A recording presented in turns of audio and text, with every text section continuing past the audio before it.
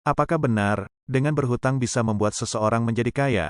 Atau justru membuat seseorang terjebak di dalamnya lalu jatuh miskin?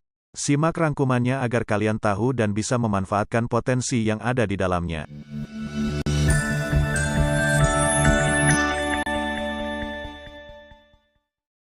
Hutang adalah peristiwa di mana suatu pihak meminjam kepada pihak lain, baik berupa uang atau barang, yang di dalamnya terdapat suatu perjanjian kontrak terkait jumlah dan tenggat waktu pelunasannya. Di zaman sekarang ini terdapat banyak sekali pihak-pihak yang memberikan tawaran hutang dengan persyaratan-persyaratan yang cukup mudah. Bagi sebagian orang mengatur keuangan pribadi bukanlah hal yang mudah. Dibutuhkan perhitungan yang matang dan keputusan yang tepat saat ingin menggunakannya. Sayangnya, tak jarang dari kita yang gagal mengatur keuangannya dengan baik atau memang terjadi sesuatu yang di luar rencana. Sehingga akhirnya membuat seseorang itu untuk berhutang kepada pihak lain agar beberapa keperluannya dapat dipenuhi. Inilah yang membuat hutang selalu dianggap sesuatu yang negatif bagi kebanyakan orang. Padahal, sejatinya hutang merupakan sesuatu yang wajar terjadi di kehidupan manusia. Hutang sendiri merupakan suatu praktik yang sudah berlangsung kurang lebih ratusan tahun lalu lamanya. Peran hutang di masa sekarang ini juga sangat vital, mengingat banyaknya tuntutan-tuntutan dan kebutuhan-kebutuhan lainnya yang harus dipenuhi. Hal inilah yang membuat banyak orang tak bisa terlepas dari hutang di kehidupannya. Di balik fakta menyeramkan hutang, sebenarnya kita bisa memanfaatkan potensi yang ada di dalamnya. Dengan pengelolaan yang baik, dan keputusan yang tepat tentunya. Hal ini tidak menutup kemungkinan untuk seseorang bisa memanfaatkan hutang sebagai jembatan dalam mewujudkan mimpinya. Lalu, bagaimana cara kita memanfaatkannya? 1.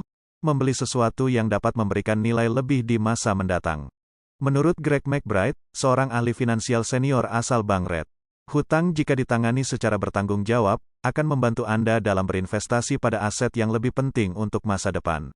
Contohnya, ketika Anda pintar dalam melihat momentum yang tepat dalam pembelian aset yang nilainya dapat bertambah di kemudian hari. Seperti tanah, rumah, atau aset real lainnya. 2. Membantu Anda dalam berbisnis. Penempatan hutang dalam berbisnis akan menjadi langkah yang sangat vital. Dalam perkembangan sebuah bisnis, ada kalanya kita membutuhkan tambahan modal untuk mengembangkan potensi pada suatu bisnis. Semakin besar potensi bisnis, tentunya semakin besar pula modal yang diperlukan.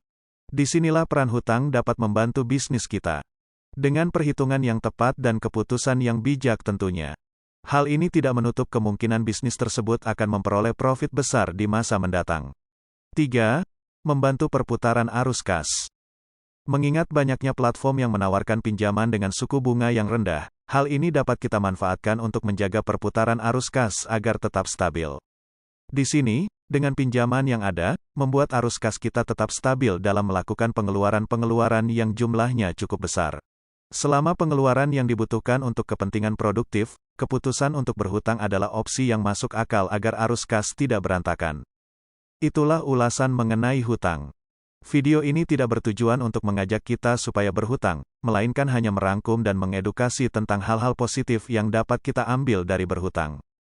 Jika Anda ingin memaksimalkan potensi yang ada dalam hutang, sebaiknya Anda pikirkan dengan baik dan juga mempertimbangkan peluang dan potensinya juga. Namun, tidak ada salahnya jika kita tetap memilih untuk tidak berhutang.